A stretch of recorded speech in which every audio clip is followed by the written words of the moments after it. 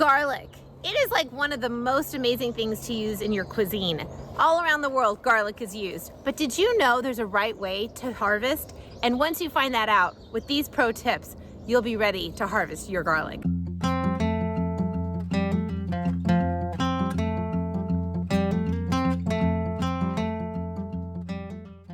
Let's talk about the challenges of harvesting garlic.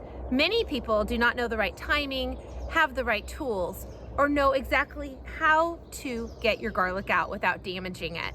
So let's take a look and find out how. Tools that are really helpful are a spade and some scissors to help with trimming the roots.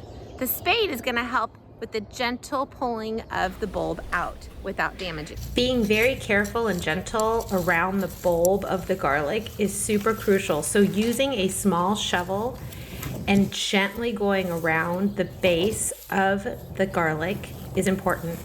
Then start to kind of loosen up the roots with the small shovel so that you allow the garlic to come up all together.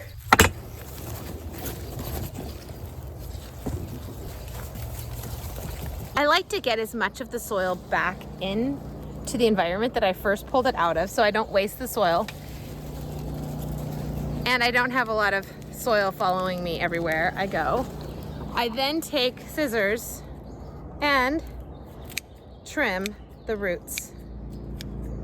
And there we have some of our very first garlic for this season. Now, these are ready to harden off and store so I can use them throughout the whole year. After you harvest, after you go ahead and trim the roots, then you need to put your garlic out of the sun. It needs to go ahead and harden in a space where there is no sun. So I use my garage, and even though my garage does get warm in the summertime, this is still the best place for me to be able to harden off my garlic so I can use it throughout the year. You can leave the dirt on these bulbs. It doesn't hurt them, and you don't have to worry about having the soil on the bulbs. The most important thing is to have a space that they can each dry out separately. You can use a table, you can use a shelving unit. You can also hang them from a location to let everything dry out. This drying period happens for a few weeks. And once your bulbs have dried, you can go ahead and store them inside of the house in a nice cool space and use it throughout your year. If you want to eat this fresh, it's ready to go right now.